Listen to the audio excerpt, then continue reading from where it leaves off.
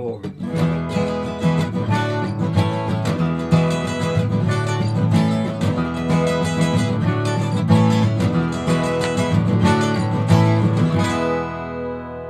Hey guys, it's Jonathan Bocher here and Colin Daniel from Riff Ninja.com, and we're doing this fun little series on stuff to do with two guitars.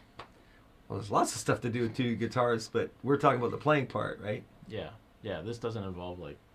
Using it for a signing table? Or? No.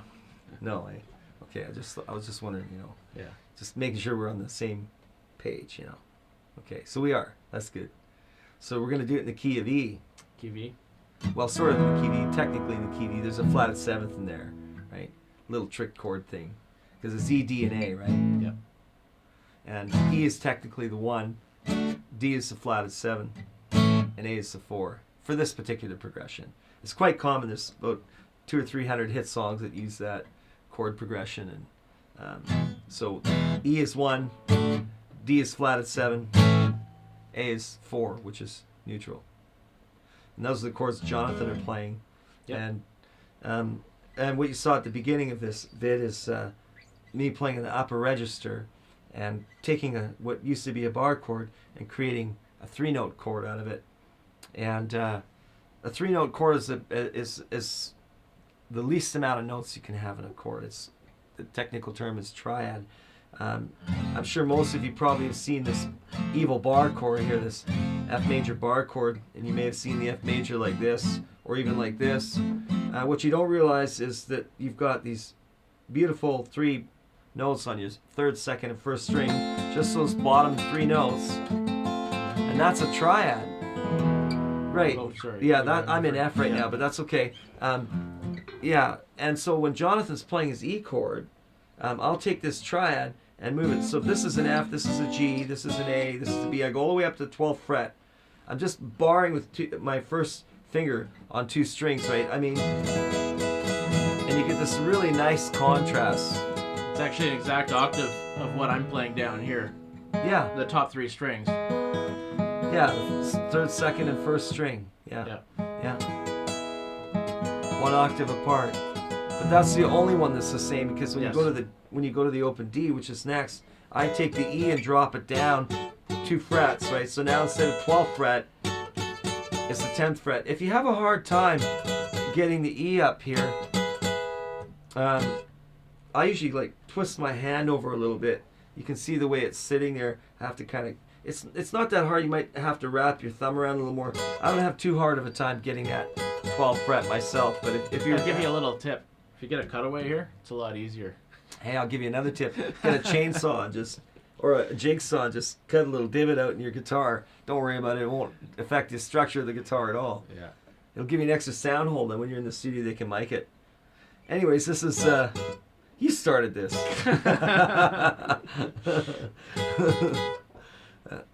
This is the E at the 12th fret, and then the D's at the 10th fret, and my A will be at the 5th fret, and these are all the same pattern, so you're just moving the pattern.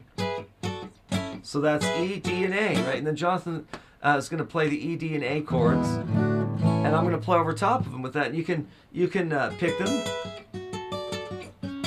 I mean, they sound great as... I like to slide them,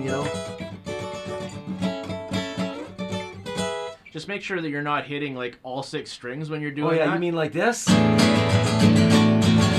Oh, that sounds nice, man. Yeah.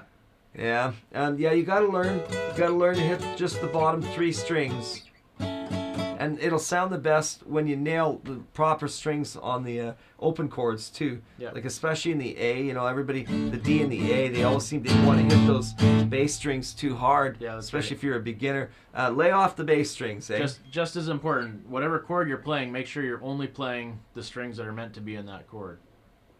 Yeah, that's a good rule. Yeah. Should we show them what it sounds like? Let's do it really slow first. Sure. Real slow. 1, 2, 3, 4.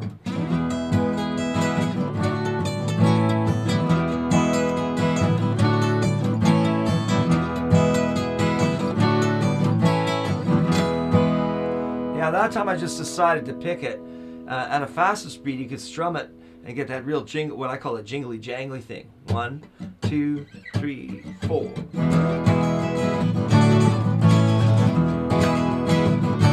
There's all kinds of modifications.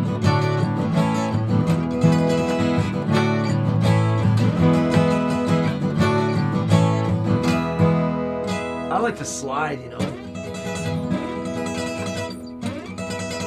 No, from no particular fret position, just start to slide up. But yeah, and of course, once you know that, you could apply it to another key. Sure. You could apply it to any key you wanted. You could apply it to, say, the key of G would be a good one.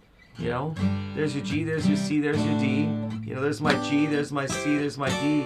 Really easy way of looking at those is think of your root 6 bar chords, and you're just taking the top 3 strings. Actually, you mentioned that earlier, but like just to reinforce that same point, it's not you're coming up with a whole new chord. You're just using half of a chord you probably already know. Yeah, that's the idea, is to use what you already know and use it in a different way.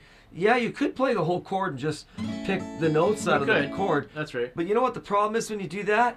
Is that you're thinking from a different point of view. And also, I like to later add a few embellishments to it.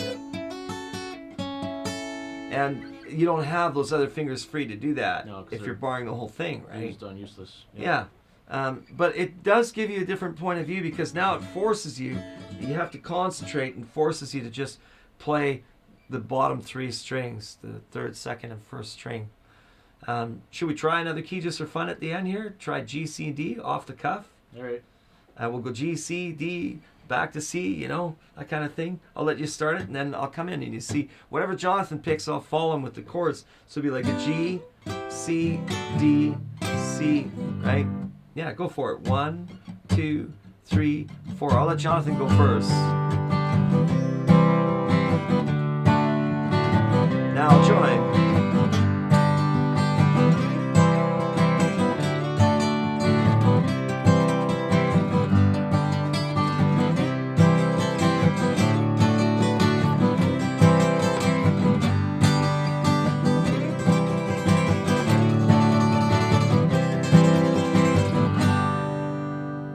A little bit of funsies there. There you go.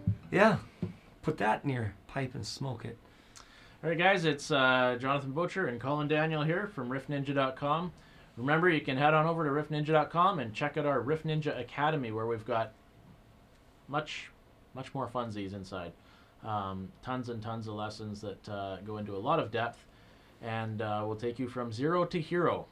So go check it out. See ya.